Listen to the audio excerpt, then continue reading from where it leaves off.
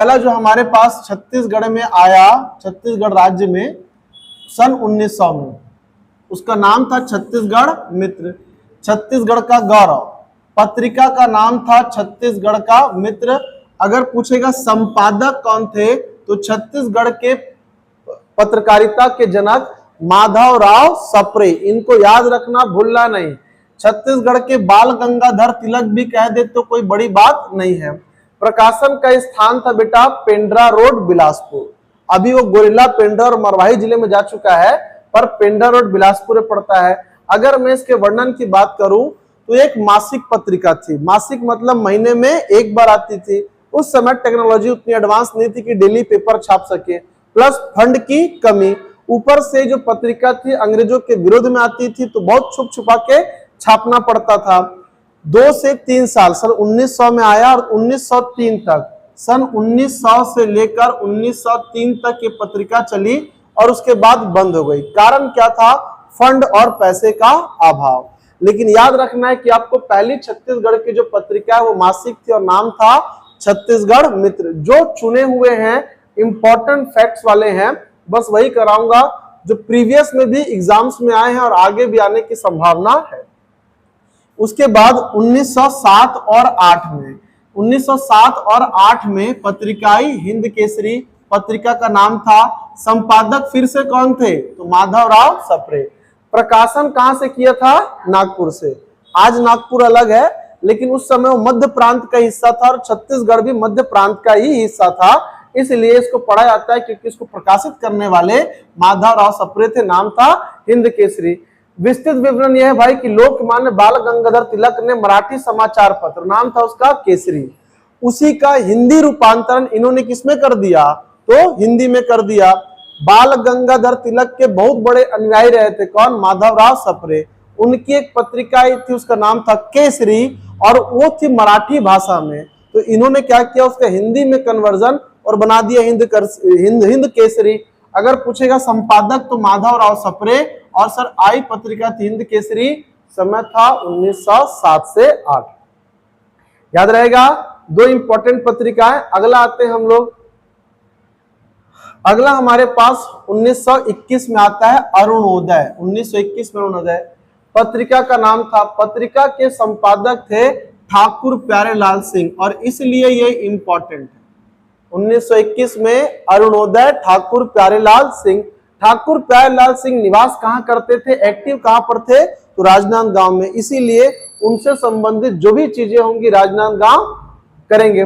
राजनांदगांव में मजदूर आंदोलन और राष्ट्रीय चेतना को बढ़ावा देने के लिए इस पत्रिका का संपादन किया था ठाकुर प्यारेलाल सिंह ने। छत्तीसगढ़ में प्रथम मिल मजदूर आंदोलन ठाकुर प्यारेलाल सिंह, और भाई मजदूरों के नेता कौन थे? ठाकुर प्यारेलाल सिंह थे। अगला आता है 1922 जेल पत्रिका, जिसका नाम था कृष्ण जन्मस्थली।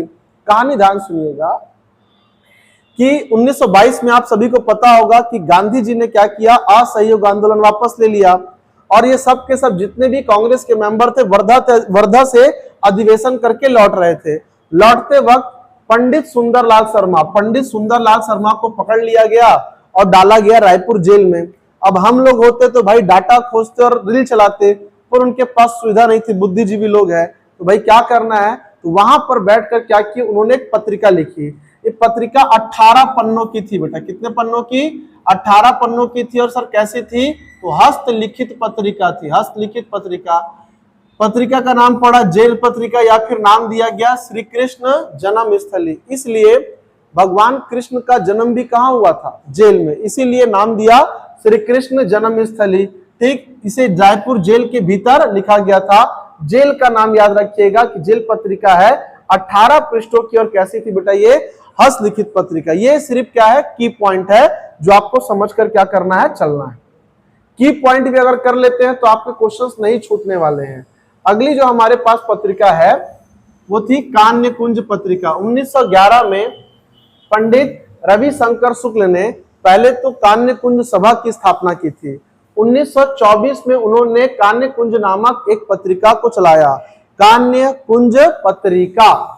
स्थान क्या था बेटा? रायपुर, क्योंकि पंडित रविशंकर वैसे भी कहां एक्टिवेट रहते थे? तो रायपुर में ज्यादा एक्टिव रहते थे। ठीक, यह मुख्य रूप से सामाजिक और जातीय पत्रिका थी। बस इसको इतना याद रखना है कि संपादक कर्ता कौन थे, पंडित रविशंकर, नाम था कान्य कुंज, और आया कब था, तो 1924 में आया था। क्लियर है ये। चलिए अगला आते हैं हम लोग, इसको देखते हैं। अगला हमारे पास है उत्थान नामक पत्रिका। ये जो पत्रिका है उत्थान नामक,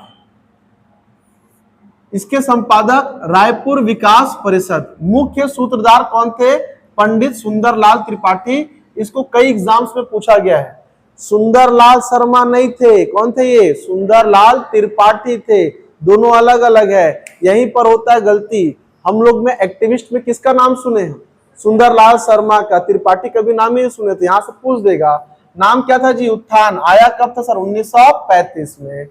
यह छत्तीसगढ़ में साहित्यिक, सांस्कृतिक और क्षेत्रीय विकास को बढ़ावा देने के उद्देश्य से शुरू की गई महत्वपूर्ण पत्रिका थी, और स्थान क्या था बेटा इसका, रायपुर था।